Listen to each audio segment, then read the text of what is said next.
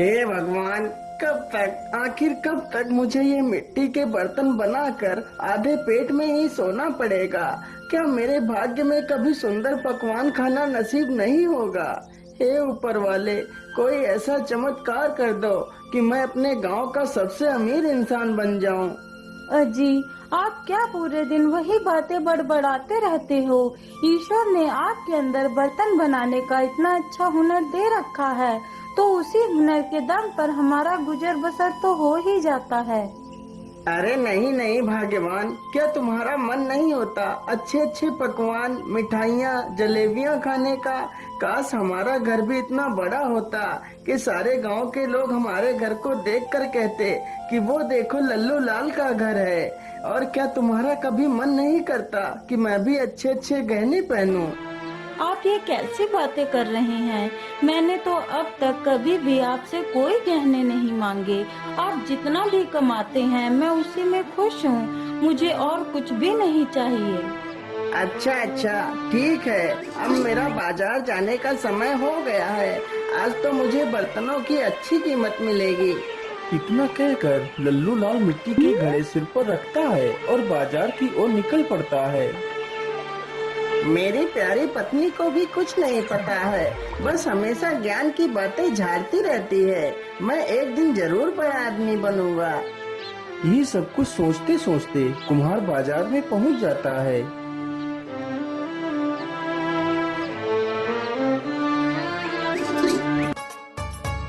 आइए आइए भैया, बर्तन ले जाइए। देखिए कितने अच्छे बर्तन हैं। अरे भैया, यह बड़ा वाला मटका कितने रुपए का दे रहे हो? भैया जी, यह मटका सिर्फ 20 रुपए का ही है। क्या 20 रुपए? अरे नहीं नहीं भैया, 20 रुपए तो बहुत ज्यादा है। 20 रुपए में तो पूरे 4 घड़े आ जाएंगे। हाँ हाँ, तो जाइए यहाँ से और 4 घड़े ही खरीद लो जाकर। लल्लू लाल के पास कई सारे लोग घड़ा खरीदने के लिए आते हैं, लेकिन कोई भी व्यक्ति 5 रुपए से अधिक घड़े की कीमत नहीं दे रहा था। क्या करूं, इस घड़े को तो कोई भी आदमी 20 रुपए का लेने के लिए तैयार ही नहीं हो रहा है। क्या आज फिर मुझे ये सारे घड़े 5-5 रुपए में ही बेचने पड़ेंगे? अरे भाई, यह बर्तन कितने पैसे में दे रहे हो? भैया, बड़ा वाला घड़ा 20 रुपए का है और बाकी के घड़े 10-10 रुपए में दे दूंगा। अरे नहीं नहीं भैया, बहुत महंगे घड़े बता रहे हो। मैं तो इन तीनों की कीमत सिर्फ 20 रुपए दूंगा। क्या करूं, 20 रुपए तो और किसी ने बोले भी नहीं है इन घड़ों के, या तो फिर भी 20 रुपए दे रहा है। चलो चलो, यह सारे घड़े 20 रुपए में ही बेच देता हूँ। ठीक है भैया, मैं तुम्हें यह सारे घड़े देने के लिए तैयार हूँ। लल्लू लाल पैसे ले लेता है और बाजार से चला जाता है।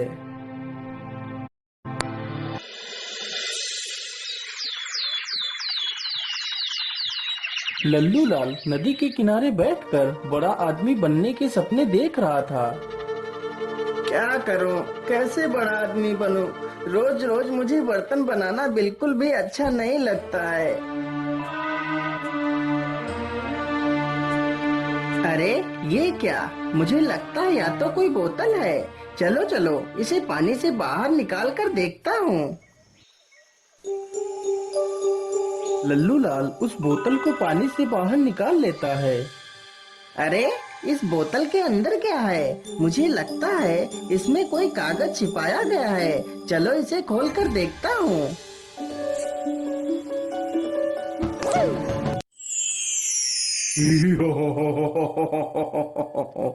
हुकुम मेरे आका, मैं तुम्हारा गुलाम हूँ। मुझे मत मारो, मैंने तुम्हारा कुछ नहीं बिगाड़ा। नहीं मेरे आका, मैं तुम्हारा गुलाम हूँ, मैं तुम्हें नहीं मार सकता। क्या क्या क्या गुलाम? तुम मेरे गुलाम हो? हाँ मेरे आका, मैं तुम्हारा गुलाम हूँ। तुम मुझसे अपनी कोई भी 3 ख्वाहिशें पूरी करवा सकते हो।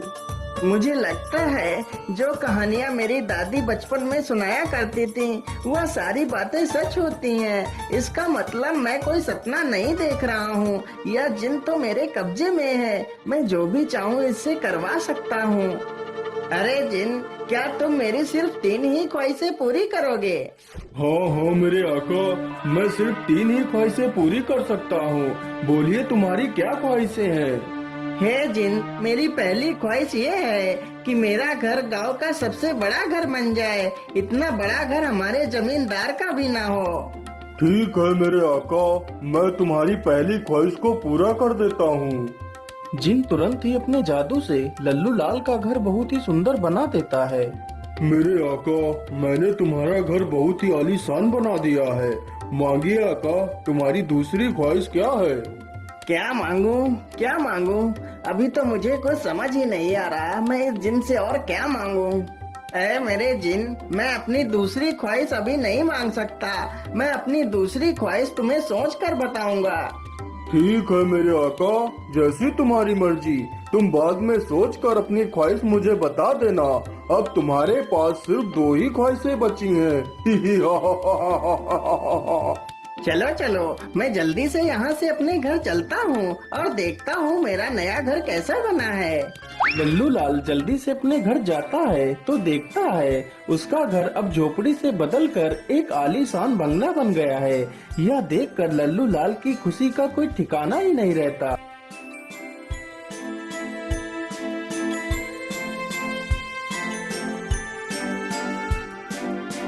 देखा भाग्यवान, कैसे मैंने रातों रात इतना बड़ा बंगला बना दिया। लेकिन जी, आपने रातों रात इतना बड़ा बंगला कैसे बना दिया? मैं तो कुछ समझ ही नहीं पाई, यह सब कैसे हो गया? अरे भाग्यवान, यह सारा कमाल तो उस जिन का है जो मुझे मिला है। क्या जिन? कैसा जिन? अरे भाग्यवान, आज सुबह जब मैं नदी के किनारे बैठा था तो मैंने देखा। इस प्रकार लल्लू लाल पूरी कहानी अपनी पत्नी को सुनाता है। अजी, इस प्रकार कमाया हुआ धन कभी भी लाभ नहीं देता। ऐसे धन को प्राप्त कर हमें किसी मुसीबत का सामना न करना पड़े। अरे भाग्यवान, तुम तो बेकार में ही इतनी चिंता कर रही हो, हमें कुछ नहीं होगा। लेकिन स्वामी, हमने इतना बड़ा घर बना तो लिया है, लेकिन हमारे पास तो एक भी पैसा नहीं है। हम घर कैसे चलाएंगे? हाँ भाग्यवान, यह तो मैंने सोचा ही नहीं। काश ऐसा होता कि मैं जिस चीज को हाथ लगाता वह सोने की ही बन जाती तो कितना अच्छा होता। हमारे पास सोना ही सोना होता। अरे हाँ, क्यों ना मैं यही ख्वाहिश जिनसे पूरी करवा लेता हूँ। इतना सोचकर वह तुरंत ही जिन के पास जाता है। बोलो मेरे आका, तुम्हारी दूसरी ख्वाहिश क्या है? मेरे गुलाम, मेरी दूसरी ख्वाहिश यही है कि मैं जिस वस्तु को हाथ लगाऊं वह तुरंत सोने की बन जाए। जो हुक्म मेरे आका, ऐसा ही होगा। जिन तुरंत ही अपने जादू से लल्लू लाल को ये वरदान दे देता है। मेरे आका, अब तुम जिस वस्तु को भी हाथ लगाओगे वह तुरंत सोने की हो जाएगी। मेरे आका, अब तुम्हारी बस एक ही ख्वाहिश बची है, तुम जल्दी से उसे भी पूरा करवा लो। नहीं मेरे गुलाम, मैं अपनी आखिरी ख्वाहिश बाद में मांगूंगा। इतना कहकर लल्लू लाल वहाँ से चल पड़ता है। अरे ये क्या, यह मछली तो पानी के बाहर आ गई है। बेचारी पानी के बिना तो कितना तड़प रही है। चलो जल्दी से इसे पानी में छोड़ देता हूँ। लल्लू लाल जैसे ही उस मछली को हाथ लगाता है वह मछली तुरंत सोने की बन जाती है। अरे राम, ये क्या हुआ? यह मछली तो सोने की बन गई। मैं तो भूल ही गया था कि मैं जिस वस्तु को भी हाथ लगाऊंगा वह सोने की हो जाएगी। लल्लू लाल यह सब देखकर बड़ा दुखी हो जाता है और मछली को नदी के बाहर ही डाल देता है और वहाँ से चला जाता है। लल्लू लाल घर पहुंचकर जैसे ही दरवाजे को खटखटाता है तो दरवाजा भी सोने का बन जाता है। अरे भाग्यवान, आज तो मैं बहुत थक गया हूँ। मुझे जल्दी से कुछ खाना दे दीजिए, मुझे बहुत जोर की भूख लगी है। ठीक है जी, आप यहीं बैठिए, मैं भी खाना लाती हूँ।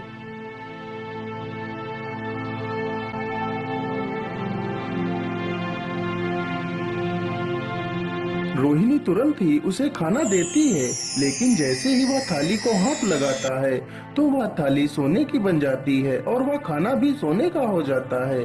अरे अरे, ये क्या हुआ? ये खाना अचानक सोने में कैसे बदल गया? फिर लल्लू लाल दुखी होकर पूरी कहानी अपनी पत्नी को सुना डालता है। अजी, तुमने ये क्या नई मुसीबत मोल ली? अब क्या होगा? अब तो तुम किसी भी चीज को छू भी नहीं सकते। अब मेरा क्या होगा? अरे भाग्यवान, तुम रोती क्यों हो? मैं सुबह ही उस जिन के पास जाऊंगा और ये वरदान वापस लेने को कहूँगा। सब कुछ ठीक हो जाएगा भाग्यवान, तुम दुखी मत हो। इतना कहते कहते उसने गलती से अपनी पत्नी को भी छू लिया तो उसकी पत्नी भी सोने की मूर्ति बन जाती है। हे भगवान, ये क्या अनर्थ हो गया मुझसे? भाग्यवान, तुम्हें क्या हो गया? अब मैं क्या करूँगा? नहीं नहीं, मैं अभी जाता हूँ और इस वरदान को वापस कर दूंगा। लल्लू लाल तुरंत ही जिन के पास पहुंचता है। नहीं नहीं मेरे आका, मैं अपने द्वारा दिया गया वरदान वापस नहीं ले सकता। यदि तुम्हारी कोई दूसरी ख्वाहिश है तो वो बता सकते हो। नहीं नहीं जिन, मेरी और कोई ख्वाहिश नहीं है। इतना सुनते ही जिन वहाँ से गायब हो जाता है और लल्लू लाल वहीं पर बैठकर रोने लगता है। तभी उसकी नजर उस बोतल पर पड़ती है जिसमें वह जिन रहता था। अरे, इसमें ये पर्ची कैसी पड़ी है? यह पर्ची तो मैंने पढ़ी ही नहीं थी। चलो चलो, इसे पढ़ लेता हूँ। ये जिन एक दुष्ट जिन है। यह व्यक्ति की 3 ख्वाहिशें पूरी कर सकता है, लेकिन जैसे ही ये जिन आखिरी ख्वाहिश पूरी करेगा तो ख्वाहिश मांगने वाला इंसान इसी बोतल में कैद हो जाएगा और यह जिन हमेशा के लिए आजाद हो जाएगा। हे भगवान, अब मैं क्या करूँगा? यदि मैं इससे तीसरी ख्वाहिश मांगूंगा तो मैं इसी बोतल में कैद हो जाऊंगा। अरे नहीं नहीं, अब मैं क्या करूँ? किससे मदद मांगू? लल्लू लाल निराश होकर वहाँ से चला जाता है और एक पेड़ के नीचे बैठकर रोने लगता है। अब मैं अकेला क्या करूँगा भाग्यवान? काश मैंने तुम्हारी बात मानी होती और लालच ना किया होता तो आज तुम सुरक्षित होती। क्या बात है बेटा, तुम क्यों रो रहे हो? तुम्हें क्या कष्ट है? बाबा, मेरा नाम लल्लू लाल है। फिर लल्लू लाल अपनी पूरी कहानी उस साधु को सुनाता है। अब आप ही बताइए बाबा, मैं क्या करूं? क्या मेरी पत्नी कभी ठीक नहीं हो पाएगी? नहीं नहीं पुत्र, तुम्हारी पत्नी को ठीक करने का सिर्फ एक ही उपाय है। तो जल्दी से बताइए ना बाबा, मैं अपनी पत्नी को कैसे ठीक कर सकता हूँ? पुत्र, उसके लिए तुम्हें अमर कुंड का जल लाकर अपनी पत्नी पर छिड़कना होगा तो तुम्हारी पत्नी पुनः पहले जैसी हो जाएगी और तुम्हारा यह वरदान भी नष्ट हो जाएगा। लेकिन बाबा, यह अमर कुंड कहाँ है? बेटा, यह अमर कुंड कौतूहल की पहाड़ियों में स्थित है। लेकिन बेटा, सावधानी से जाना, वहाँ पर एक मायावी राक्षस भी रहता है जो तुम्हें देखकर नुकसान भी पहुँचा सकता है। साधु की यह बात सुनकर लल्लू लाल तुरंत अपने घर की ओर निकल पड़ता है।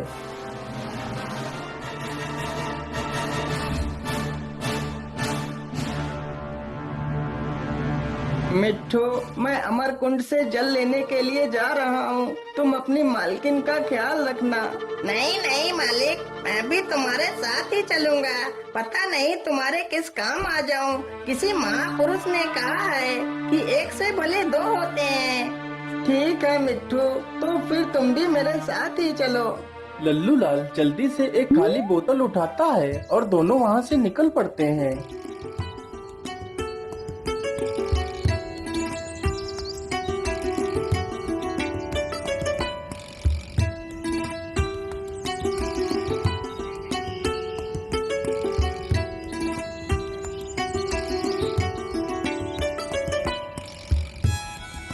मालिक, मुझे लगता है वह अमर कुंड इस गुफा के अंदर ही होगा।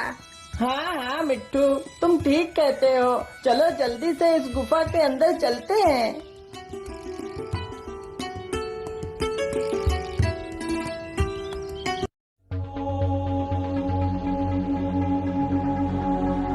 मालिक, उधर देखिए, वो रहा अमर कुंड। चलो चलो जल्दी से पानी भर लेते हैं।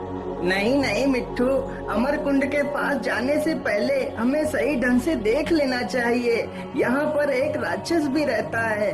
लल्लू लाल तुरंत ही जमीन पर पड़े एक पत्थर को उठाता है और अमरकुंड के पास फेंकता है। जैसे ही पत्थर अमरकुंड के पास गिरता है तो राक्षस तुरंत वहाँ पर आ जाता है। अरे कौन है यहाँ पर? जल्दी से मेरे सामने आओ, नहीं तो मैं तुम्हें मार डालूंगा। अरे मुझे लगता है यह पत्थर ऐसे ही लुढ़क कर आ गया होगा। आस पास तो कोई नहीं दिखाई दे रहा है। चलो चलो, मैं यहीं पर थोड़ा सा आराम कर लेता हूँ। राक्षस वहीं पर लेटकर आराम करने लगता है। अरे मालिक, यह राक्षस तो कुंड के पास ही लेट गया है। यदि तुम वहाँ जाओगे तो यह राक्षस जरूर उठ जाएगा। हाँ मिट्ठू, तो फिर हम जल कैसे लाएंगे? मालिक, तुम यहीं पर रुको, मैं उड़ता हुआ जाता हूँ और अपनी चोंच में पानी भरकर ले आता हूँ। मिट्ठू तुरंत उड़कर जाता है और जल्दी से अपनी चोंच में पानी भर लेता है और जल्दी से वापस लल्लू लाल के पास आ जाता है। चलो चलो मिट्ठू, हमें जल्दी से यहाँ से निकलना चाहिए और तुम्हें यह जल अपनी चोंच में ही भरकर रखना होगा। यदि गलती से मैंने यह पानी छू लिया तो यह भी सोना बन जाएगा। इस पानी को तुम्हें अपनी मालकिन के ऊपर डालना है। दोनों जल्दी ही वापस अपने घर पहुँच जाते हैं। मिट्ठू के पानी डालते ही रोहिणी फिर से वापस अपने वास्तविक रूप में आ जाती है। यह देखकर लल्लू लाल बहुत खुश हो जाता है। मेरे आका, तुम्हारी आखिरी ख्वाहिश अभी पूरी करनी बाकी है। बोलो मेरे आका, तुम्हारी आखिरी ख्वाहिश क्या है? नहीं नहीं जिन, अब मेरी कोई ख्वाहिश नहीं है, तुम यहाँ से चले जाओ। नहीं मेरे आका, तुम्हें मुझसे अपनी आखिरी ख्वाहिश तो पूरी ही करवानी पड़ेगी, नहीं तो मैं तुम्हें मार डालूंगा। हे भगवान, अब मैं क्या करूं? मैं एक मुसीबत से निकल नहीं पाया कि दूसरी मुसीबत मेरे सामने खड़ी हो गई है। ठीक है जिन, मैं कल तुमसे अपनी आखिरी ख्वाहिश पूरी करवाऊंगा। तो फिर ठीक है मेरे आका, मैं चलता हूँ, मैं कल फिर से आऊँगा। क्या करूं? कैसे छुटकारा पाऊं इस जिन से? क्या करूं? हाँ, ये सही रहेगा। अरे भाग्यवान, मैं जंगल जा रहा हूँ, मैं अभी जल्दी ही वापस आ जाऊंगा।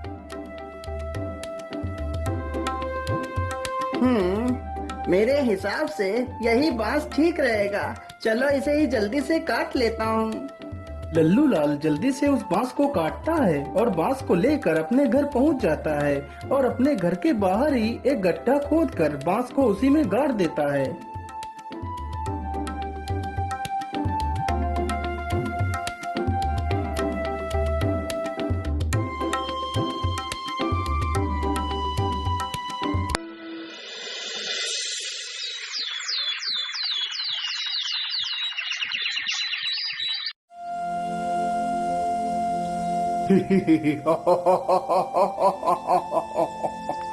बोलिए मेरे आका, तुम्हारी आखिरी ख्वाहिश क्या है?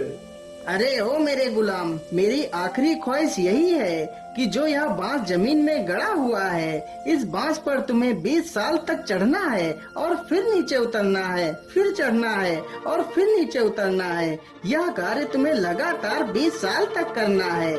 यह सुनकर तो जिन के होश उड़ जाते हैं। वह पहले दिन तो आसानी से चढ़ उतर लेता है।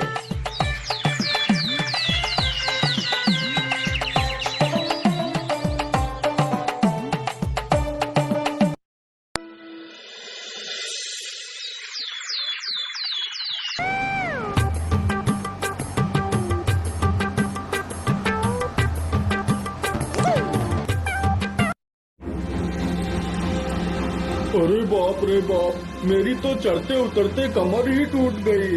अब और नहीं चढ़ा जाएगा मुझसे।